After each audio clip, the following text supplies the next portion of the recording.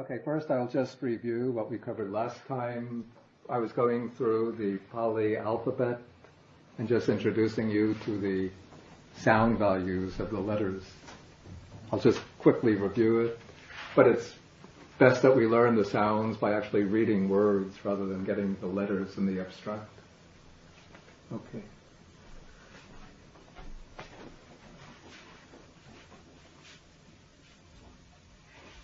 The vowels first.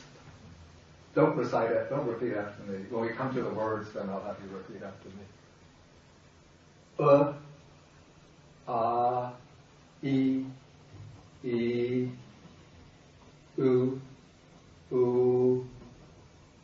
A, O, and then there's the semi-vowel, which is like the NG and sing.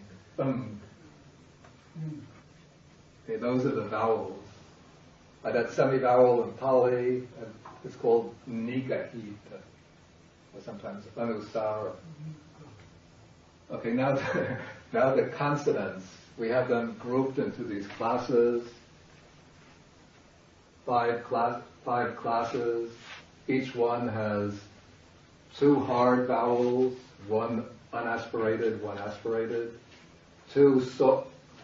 Did I say two hard vowels? Two hard consonants, one unaspirated, one aspirated. Two soft consonants, one unaspirated, one aspirated, and then a nasal. So the velars, also called gutturals. K, the H, remember, it's just a slight puff of air. K, G, G, and then this is exactly the same as this.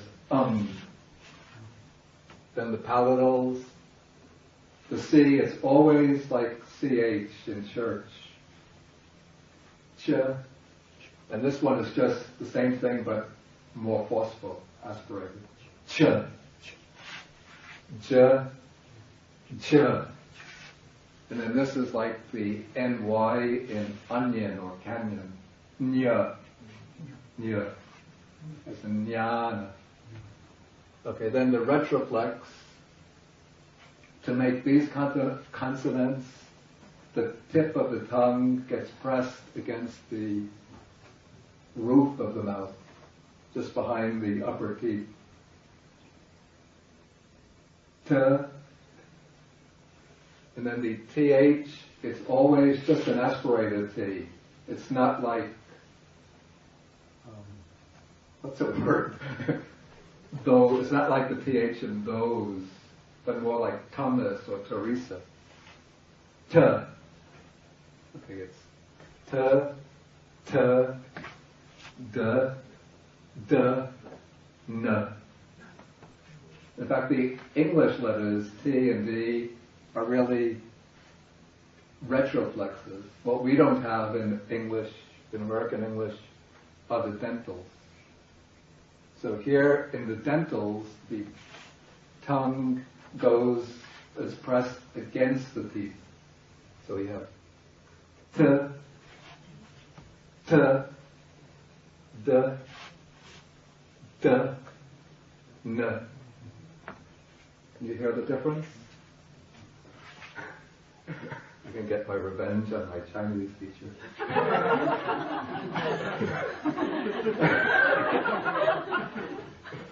Tell me, what am I saying? Retroflex or dental? T.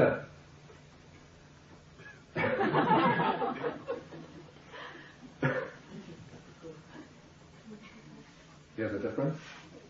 Retroflex, T. Dental, T. Very different, aren't they?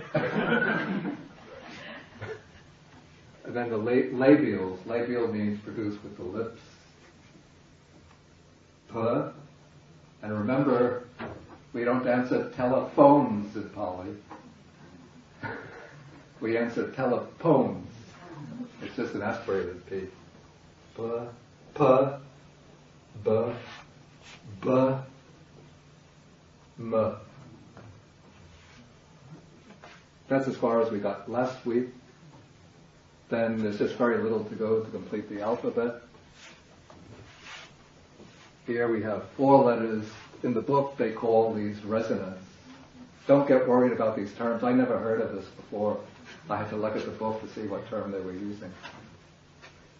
But these are sort of soft consonants. And they sound almost just like English. Yeah, the R, but it's like if you hear Indians pronounce an R, it's somewhat almost with the tongue against the teeth. Ra, ra, like a rolling R. Not such a soft R as we have in English. The L is basically the same as English. V. And to remember, I say it's always good to know the letters in the Pali alphabet, because when you have to look in dictionary or in the glossary, they always list the words following the order of the Pali alphabet. So to remember this, to get this sequence right, the sort of acronym that I think of is Your Love. YRLV. Don't think of lavatory, then you'll get LVRY. Okay, then something they call Spirants. Again, I never heard of the word before. I looked in the book. But they put S, that's pronounced simply S, and H is simply H. Now maybe you're starting to worry. Now if you have a separate letter H, and we represent something like KH, how do we tell whether the H is part of the K or a separate letter? The answer is simply that you never get the letter K in Pali followed by this letter H. This letter H comes either at the beginning of the word or it comes after, we have something like samhara, or it comes after, within a word it will come after a vowel. Like say, vihara. But it will never come after a consonant.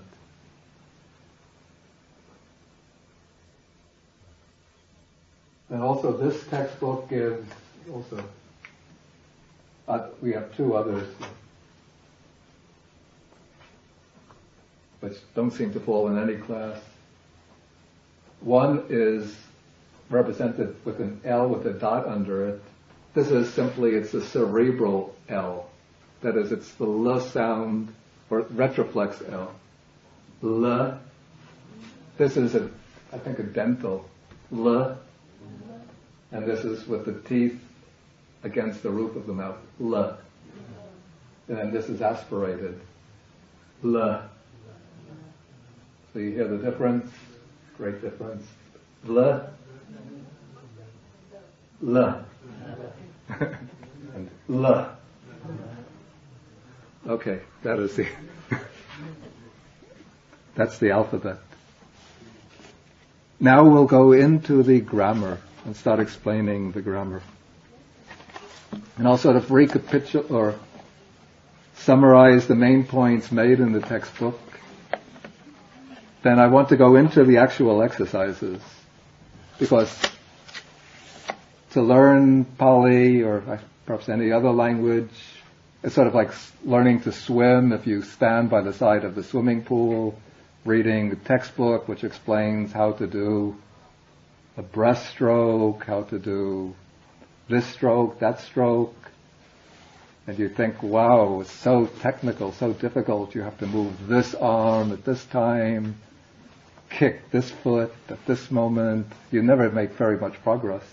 But if you get into the swimming pool and you imitate somebody who's actually swimming, then you start learning to swim.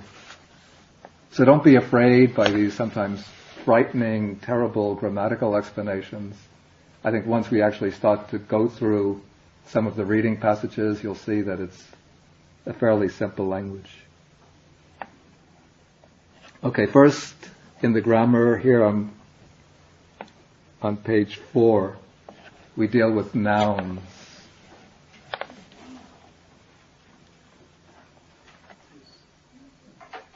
And nouns come in a stem form, which means the basic form, the undeclined form of the noun. For example,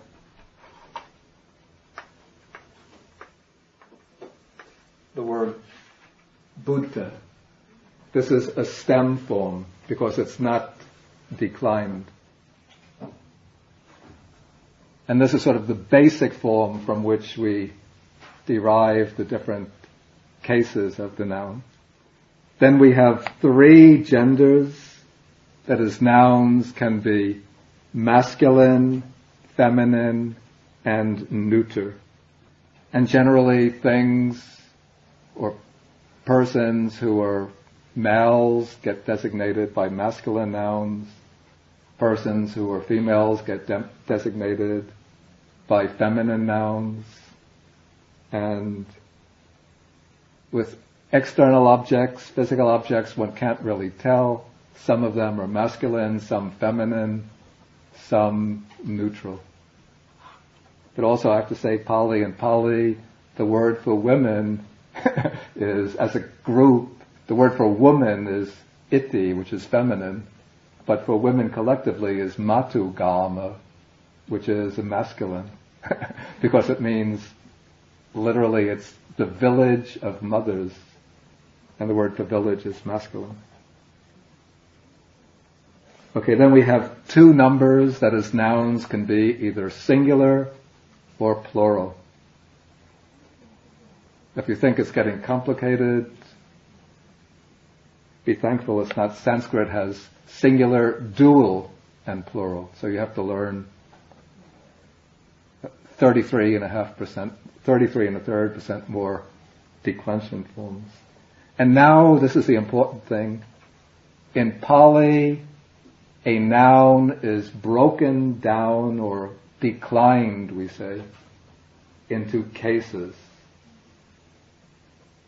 And the particular form of the declension indicates to us the function of the noun within a sentence. In English, we don't have cases for nouns. But in English, to understand the function of a noun within a sentence, generally we look for the preposition which is used in connection with the noun. But in Pali, there are very, very few prepositions, but instead the function of a noun is indicated by its ending, the way it's inflected or declined. And so we take the cases in the order in which they're given in the textbook. First is called the nominative. Again, it's useful to know these grammatical terms, so don't be frightened by them. Once you get accustomed to them, they'll become second nature. The nominative case, and its function is that of the subject. And generally, it answers the question, who or what is performing the action. In the case of the noun Buddha, it will be Buddho. Okay, the book gives us a sample, it uses the noun Dhamma. Buddho. The accusative case indicates the object of the sentence. That is, it answers the question, whom or what, the object of the action. In this case, Buddhang. The instrumental case, not every sentence has all 8 cases. Most sentences have just two nouns, maybe 3 nouns. But just, you should be able to recognize the case where it occurs. The instrumental case indicates the instrument of action or the means. For example, you have a sentence, the Dhamma is taught by the Buddha. Here the Buddha is, in a sense, the instrument for the teaching of the Dhamma, the one by whom the Dhamma is taught. So this would be Dana, E-N-A. The genitive case, generally the main function is to indicate possession. It answers the question, whose is this? Of what is this? And it's ending, in the case of a masculine noun, like Buddha, the asa. So, Buddhasa Chivaram, the Buddha's robe. The dative case indicates sometimes the purpose of an action or the indirect object of an action. And it corresponds in English to the prepositions to or for. We could say, idam buddhaya dana. This is a gift for the Buddha. The ablative case indicates the source from which something occurs, the cause for something. Let me think. We have the form, okay. Avijja paccaya, that's an ablative. Paccaya sankhara upajanti. That is, with ignorance as condition, paccaya, that's an ablative, the sankharas, the volitional formations arise. Okay, then the locative case indicates place or location, where something is. We could say, imasmin arame, or imasmin vihare bhikkhu vasanti. Imasmin vihare, in this monastery, bhikkhu vasanti, there are monks living. Then the eighth case is called vocative. This is the direct address when I'm speaking to, when one is speaking to somebody and one is addressing that person. In English we don't use it so often, but in Pali, almost every sentence in a conversation includes a vocative address to the person that one is speaking to. You'll see when we come to the sentences, the Buddha, whenever he speaks to the monks, he says, bhikkhave, bhikkhave, bhikkhave, over and over. Bhikkhave, that's a vocative form for, O monks. Or when, say, if the Buddha is in conversation with a Brahmin, he'll say over and over, Brahmana, Brahmana, Brahmana. This, O Brahmin, that, O Brahmin.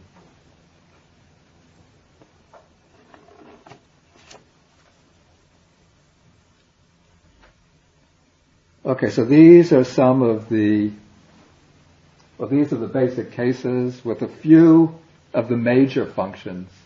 Each noun or each case has a variety of functions, some quite minor, but you will get familiar with them as we go along with the sentences.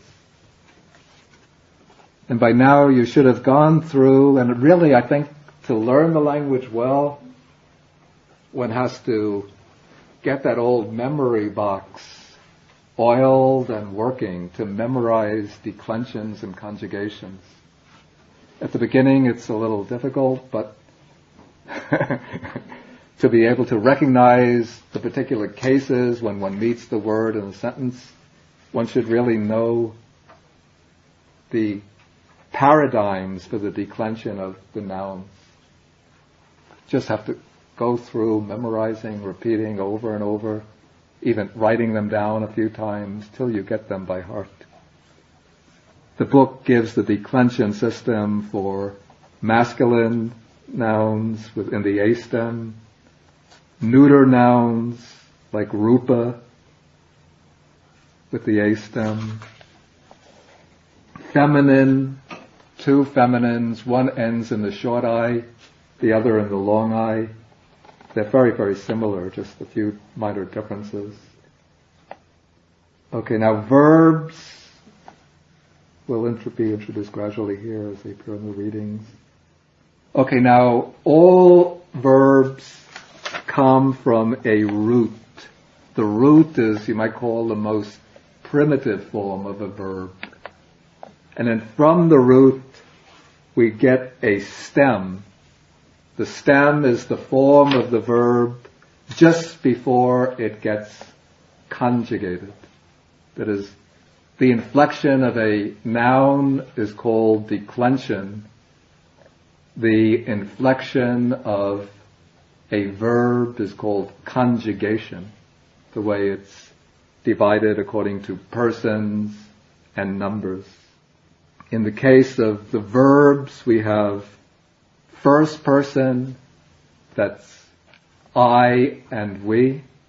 Second person, you, which might be singular or you plural.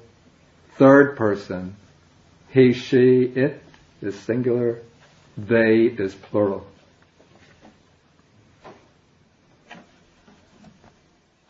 And you should pay attention to the discussion at the top of page 7 on root and stem. Sometimes the root is difficult to recognize. Sometimes it's quite close to the stem form. And often if you look at many of the roots in Pali, and also if you know the Sanskrit form, one could see correlations with English, familiar English words.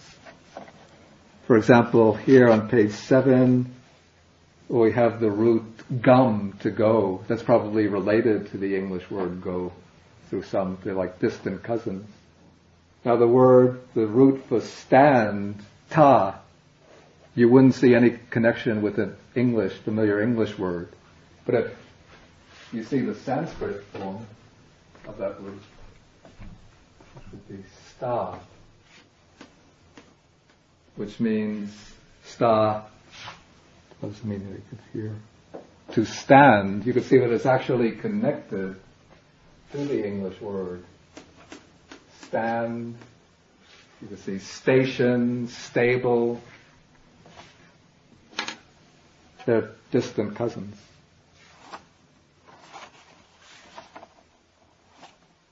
Okay, now on the bottom of page 7, they discuss a class of words which are called postposed particles. Again, don't be frightened by these expressions. I never came across them before until I looked at this book. But this is, it's a particle that follows a word and is often attached to it. The technical term for these is clitic. Again, it's a new word for me. But the words are very simple. P, which means again or also.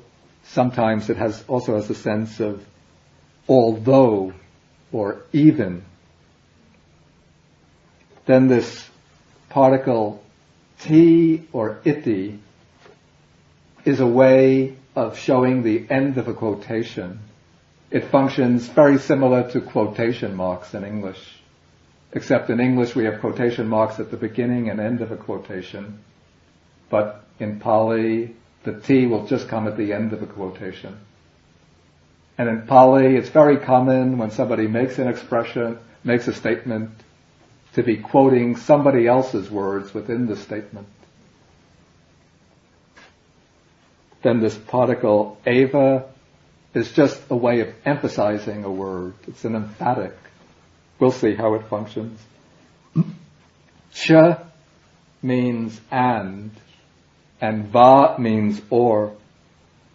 But these words, in Pali, the construction, it's a little different than in English. In English we say, for example, the boy and his father went to the shop. But in Pali you would say something like the equivalent of, the boy and his father and went to the shop. Or we will say, I can choose either the red one or the black one. But in Pali you would say something like, I can choose the red one or the black one or. In other words, the word gets repeated twice after each of the alternatives. Like, okay, they give some examples in the Dhammapada. Basati va karoti va. In English we would say, one says, or one speaks, or one does. But in Pali, the va gets repeated. Here, for the and, satchancha dhammancha, the doctrine and truth. Then I'll explain what happens to this sound. They explain it just below. Okay, the quotation marker, ti, iti, I've explained. Here we have some relative pronouns. Yo, yang, yena, yena.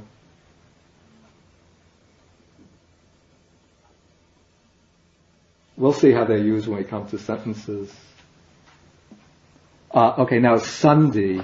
This is something quite important for being able to recognize words in Pali. The word sandhi means putting together, joining together. And what happens, see, Pali, it's a very intolerant language in the sense that it doesn't tolerate two vowels following one after another. So what happens very often is when two vowels succeed one another, either one of the vowels drops out, yielding place to the other one, or else they combine in a certain way. Okay, so the example, ch plus eva. See, of course, it's very uncomfortable to say ch eva. At least the Indians thought so. So when you have ch plus eva coming in immediate succession, the drops out and becomes cheva. Similarly, n plus ati. I mean, if it's true that time is money, then you're wasting a lot of time saying n ati. You could save valuable time by just dropping one of the a's and saying nati.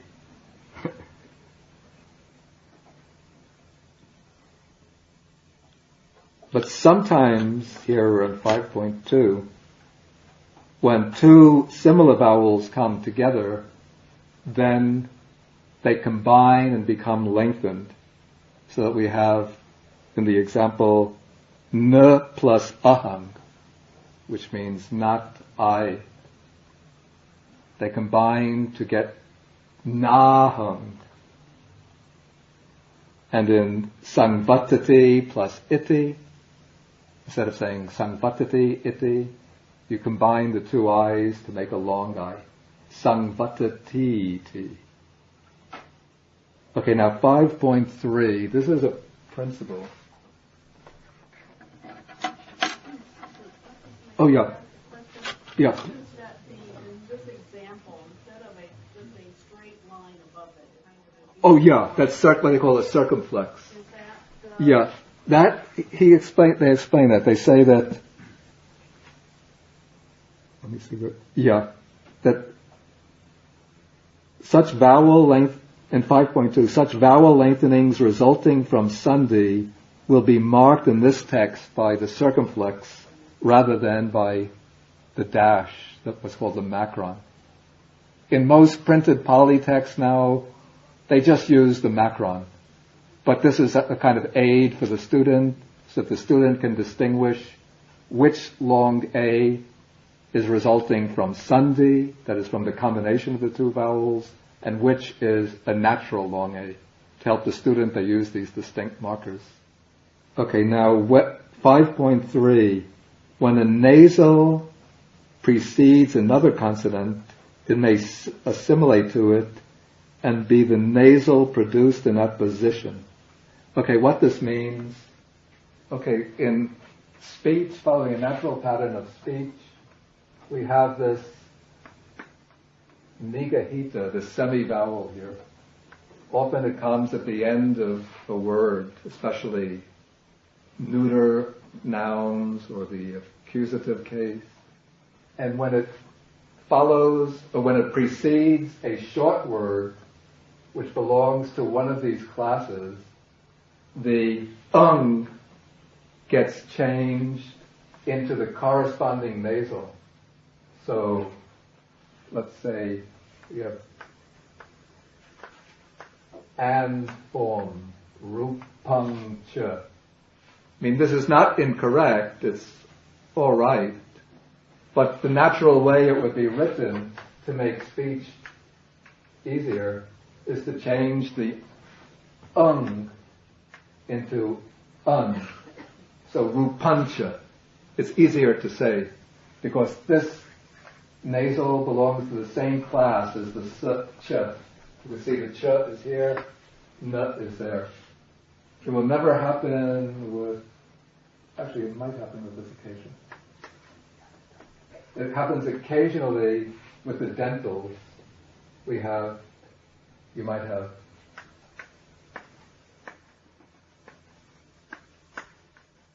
say young tongue, which means that which. In this case, to make it easier to say, the can get changed into the n. It becomes yan tongue. Yan tongue. It's very common with the labials.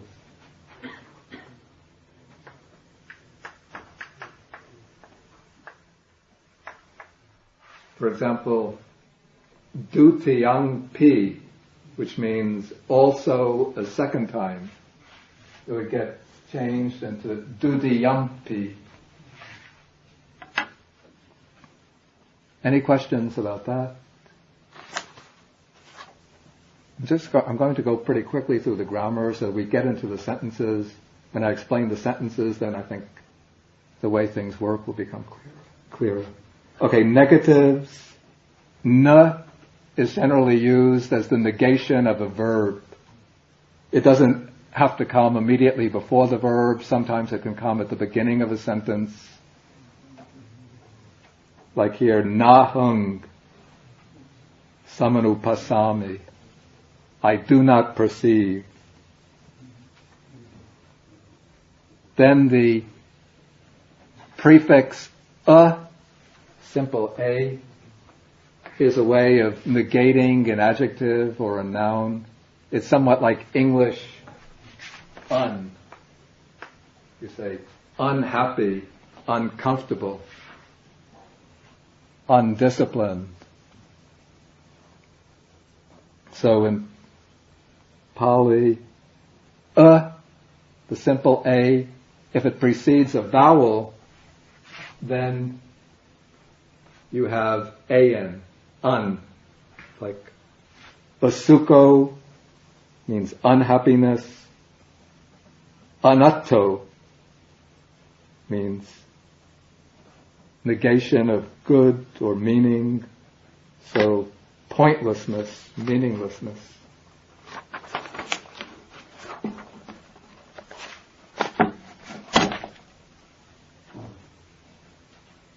Okay, then adjectives.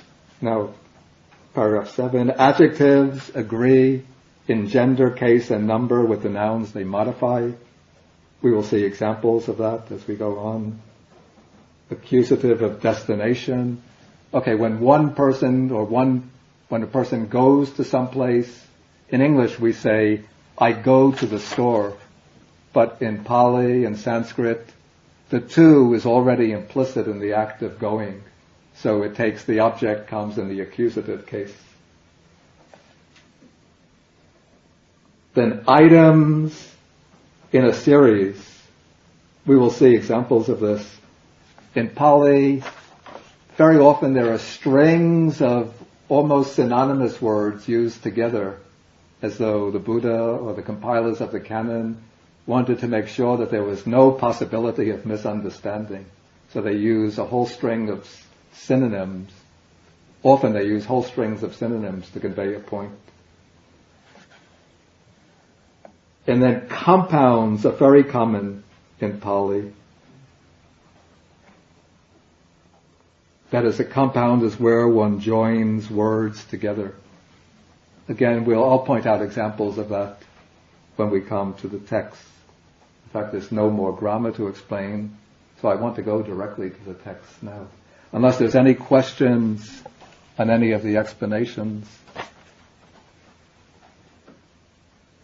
But don't be worried if I seem to be going through them too quickly, because I want to get into the sentences so you'll see how things look like when we're in the water swimming, not studying the swimming textbook on dry land.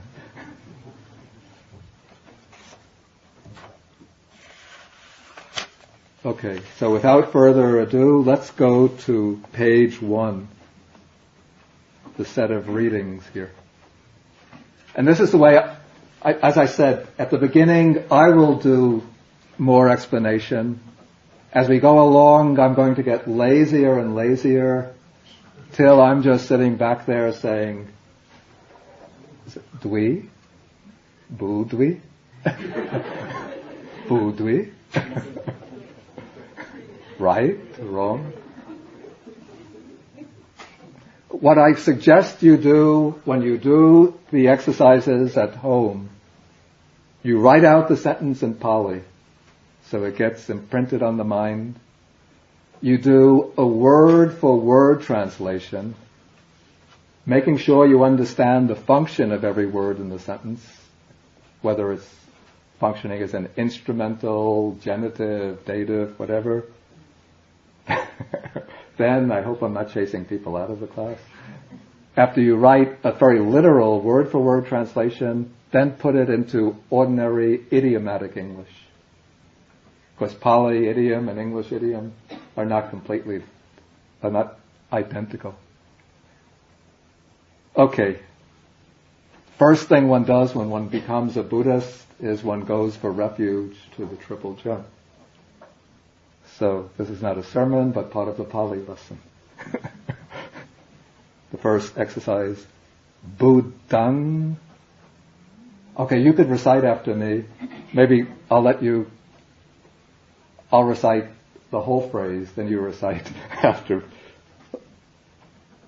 phrase by phrase. Buddhang saranang gacchami. Buddhang saranang gacchami. Dhammang saranang gacchami. Dhammang saranang gacchami. Sanghang saranang gacchami. Sanghang saranang gacchami. Okay. Now, normally, if we were speaking this as an ordinary sentence, not part of a formula, we would have the subject. We'd be saying, Aham Buddhang saranang gacchami, which means I go for refuge to the Buddha. But this is a formula, so for some reason they dropped the pronoun. But from the verb itself, you see the verb indicates that this is which person of the three persons? What is that? I. It's the first person. And what number? Singular. So it has to be the first person singular. So that implies that it's I who go for refuge. Now in English, we say, I go for refuge. That would mean that for refuge should be a dative. But the Pali idiom seems to be, I go to the Buddha who is a refuge.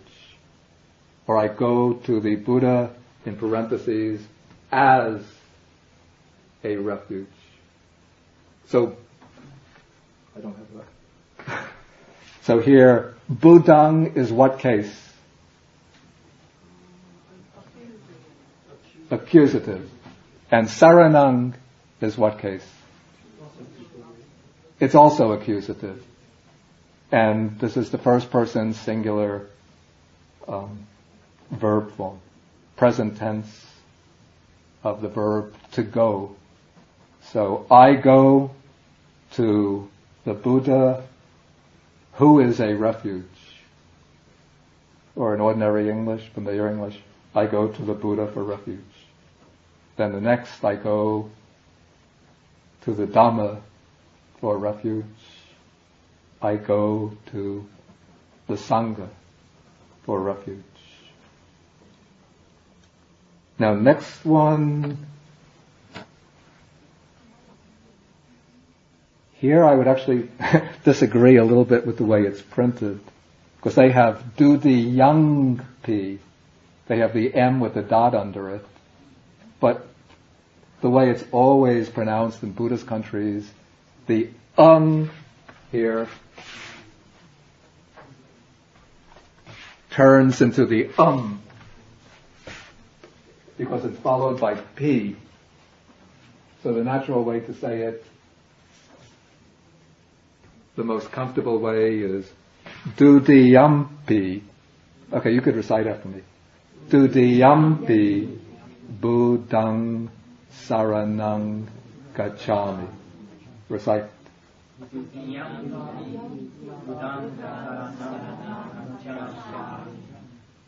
Okay, then dudiyampi dhammang saranang gacchami.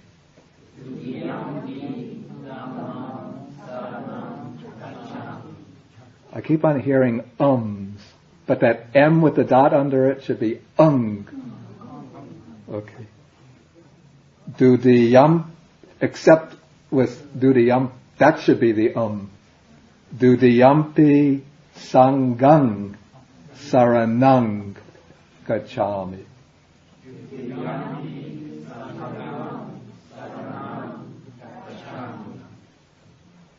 And the third time, tatiyampi means third time. Tatiyampi buddhang saranang gacchami.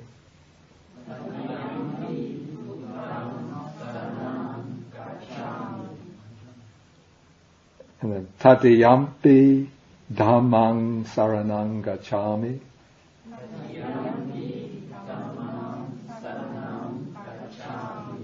Tatiyampi sangang saranang gacchami.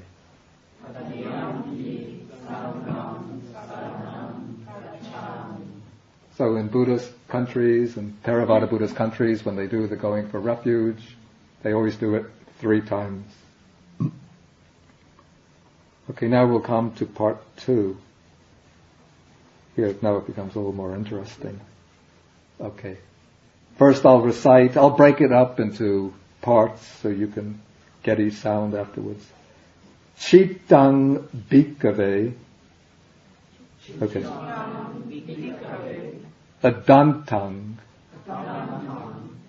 Mahato.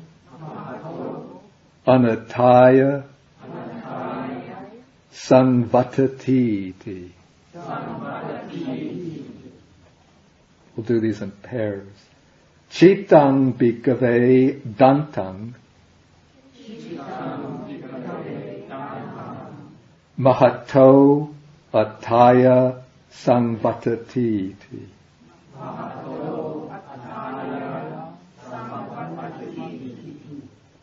Okay, now the meaning. The subject of the sentence is which word?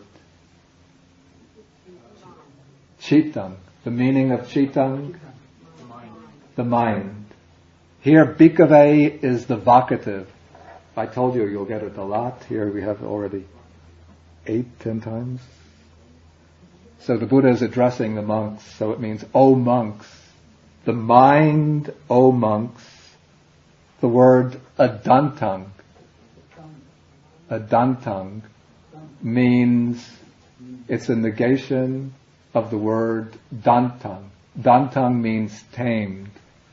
It comes, many adjectives are derived from verbs. Sorry. How do we know that Chittang. Sorry. How do we know that chitang is the nominative. I guess it doesn't matter. How do you know it's a How do we know nominative? it's not the accusative? How do we know it's not a masculine accusative? Because when you read the whole sentence, then you see it has to be the subject of the sentence. Yeah. Okay. Okay. Okay. So here we have,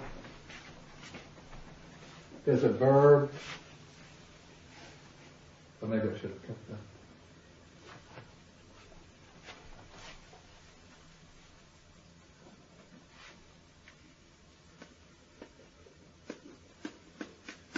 Dameti, which means to tame, like an animal tamer tames a horse or an elephant. And so the past participle of this is danta, which means tamed. And now chitam is what gender is it? It's neuter. And it's singular, neuter, okay. Singular, yeah. Nominative, singular. And so adantam is describing the mind, so that also has to be neuter, nominative, singular. So, mind, untamed. Now we have mahatto, anataya. It's easier actually to explain the positive part first, then you see the negative. Let's take the positive part. Chitam bhikkhave dantam mahatto ataya sangvatati. Okay, the mind tamed. Now, ataya is which case?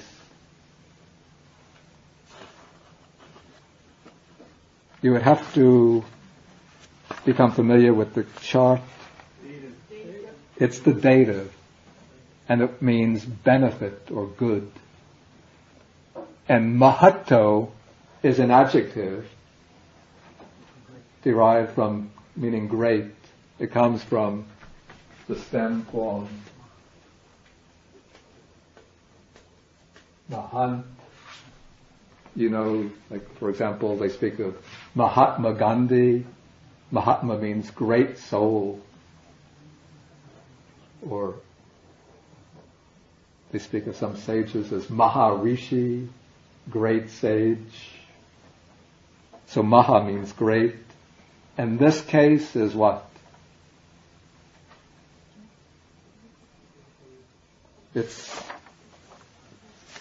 I think they give the case in the glossary. It's a dative. That particular declension system we come to later.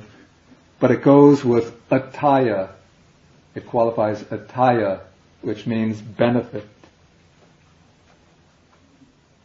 And then the word sangvatati means leads to. And what they don't explain, the authors, is that verbs, or actually many words in Pali, they're based on a stem, or based on a root, a verbal root, which leads to a stem, and then you add a prefix to the stem to get derived nouns and verbs. In this case, there's a stem, vat, which means to turn. It's a root. Then it leads to a stem form, vatta. Then you add to that the prefix sang, vatta. Vatta is turning. Sang just gives a sense of fullness to it. So it's turning towards, rolling towards, evolving towards. In other words, leading towards. So, the mind, which is tamed, leads to great good. Then, the negation of this, the first sentence actually, is simply, you just simply negate dantang. So the mind, O monks, which is untamed, leads to great harm, you could say, or loss, anataya.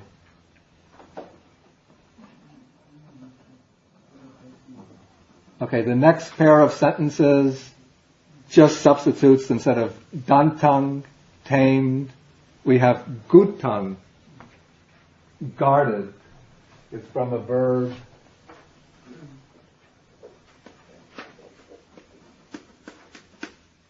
gopeti, to guard, or, you know, Krishna and the gopis.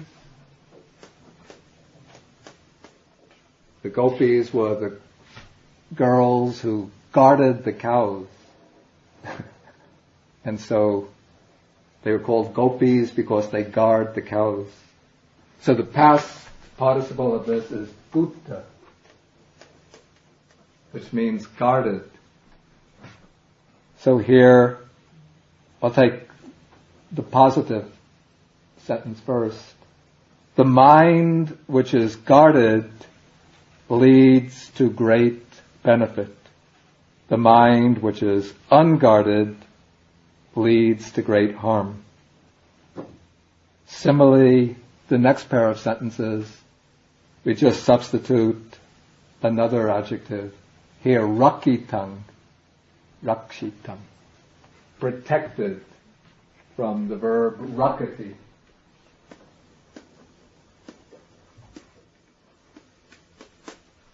To protect. So the mind which is protected leads to great benefit. The mind which is unprotected leads to great harm. Then the next sentence is just again a variation on the same theme. Here it is the mind which is sangvutang leads to chitang bhikkhave sangvutang mahatto attaya sangvatati. Here sangvutang is the past participle from a verb sangvarati.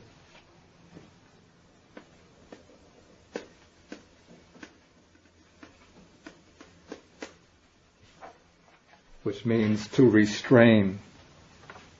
And so the mind, O monks, which is unrestrained, leads to great harm. The mind which is restrained leads to great benefit. Can I do the next sentence just to conclude? It'll take a few minutes.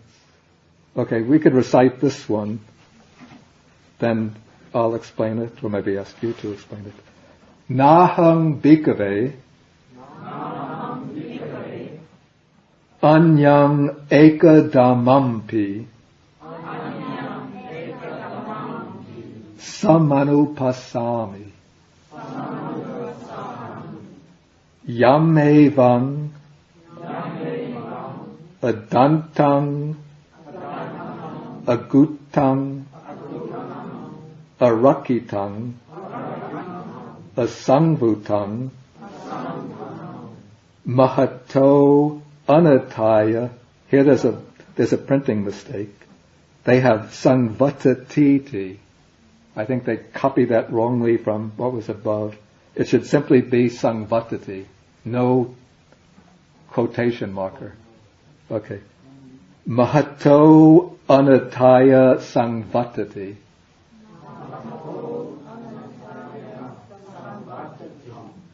Yatayang, Yatayidang, Bhikkhave Chitang, Chitang Bhikkhave, Adantang, Agutang, Arakitang, Asangvutang, Mahato anataya sangvatati.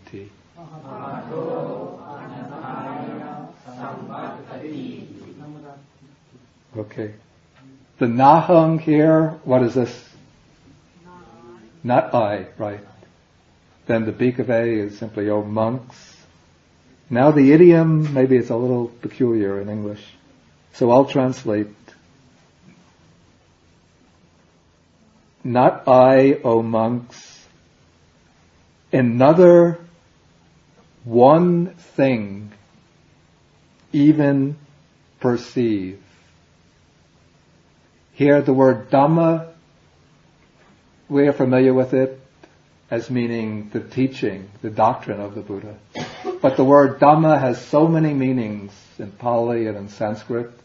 In Pali, it can mean most broadly things, phenomena, states of mind, personal qualities. Here we can just take it in the sense of thing. So, ekadhammampi, another one thing even, samanupasami, perceive. Samanupasami, I'll explain this.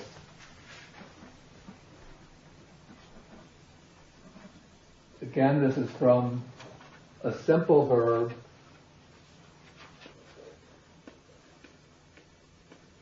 pasami, which means I see. Then it takes some prefixes, anu plus sam, which give it the sense of recognize, something like recognize or consider or perceive, you could say. So, I do not,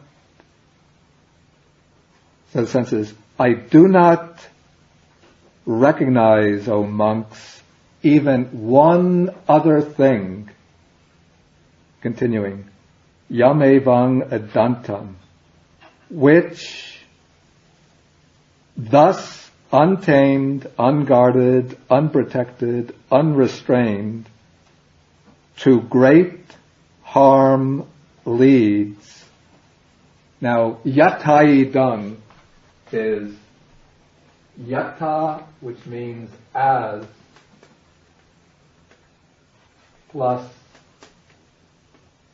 idam, which means this. But as I said, Pali, it's a very intolerant language in that it doesn't tolerate very easily two vowels following one after another. So what happens to bring them together and make friends with them is an I gets inserted and the A becomes shortened. So it becomes yataidam, which means like this, as this. O monks, the mind.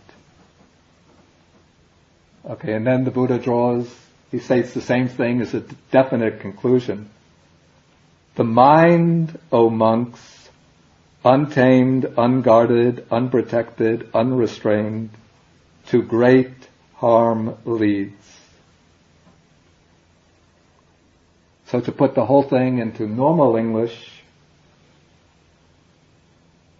I would say, O monks, I do not perceive even, that's the P, even one other thing which, when so uncontrolled, untamed, unguarded, unprotected, unrestrained, leads to great harm as this, O monks, the mind. The mind, O monks, untamed, unguarded, unprotected, unrestrained, leads to great harm.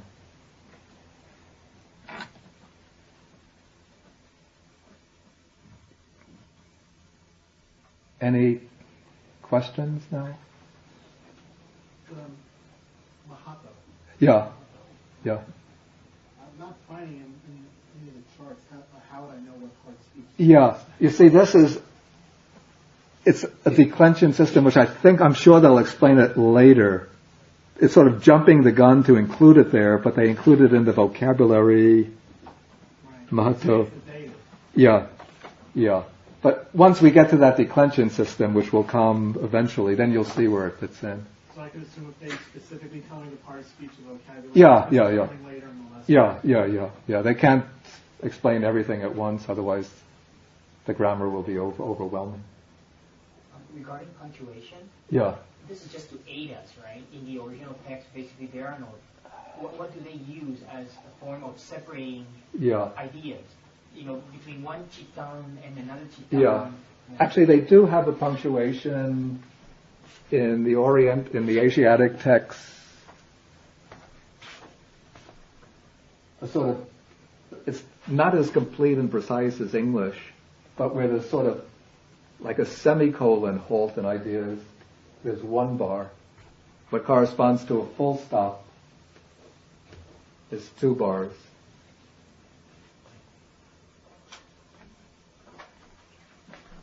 For purposes of translating, the bikave doesn't really affect anything in the sense we effectively just drop that. Wait. You want to get rid of the monks, do you? The monks, but I mean for purposes of figuring out parts of speech. Wait. Okay. Yeah. When you see bikave, It doesn't really change.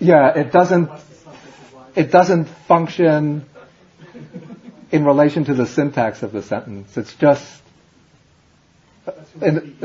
addressing the person that he's speaking to. Yeah. No, I'm joking. Our young friend, is he following the grammar also? Okay, if there are no further questions, but please,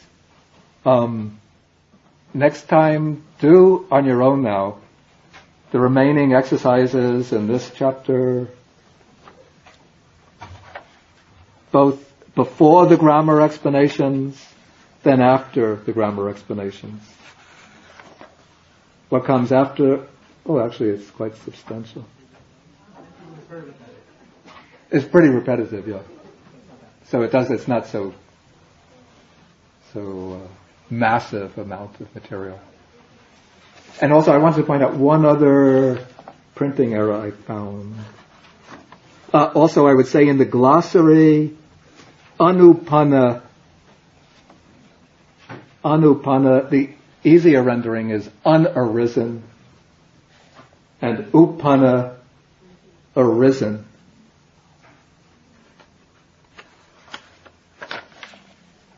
Then there was another typographical mistake I found.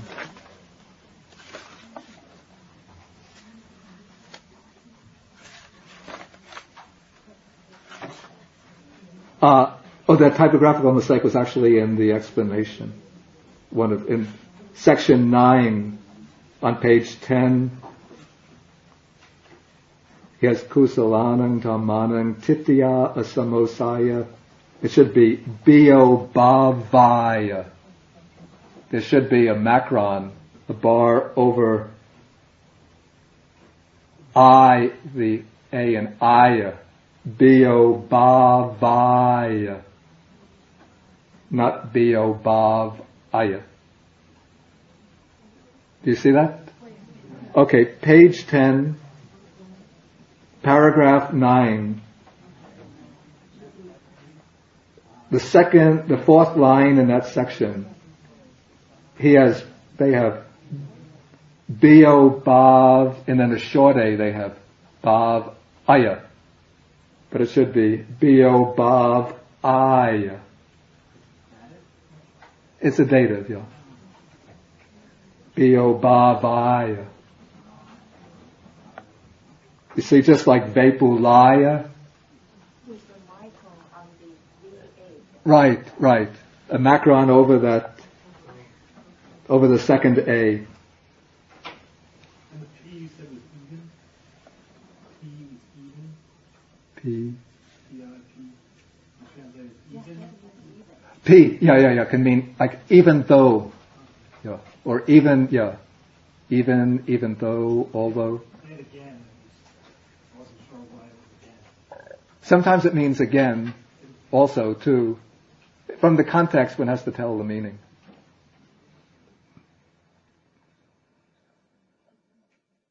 Okay, then we will conclude.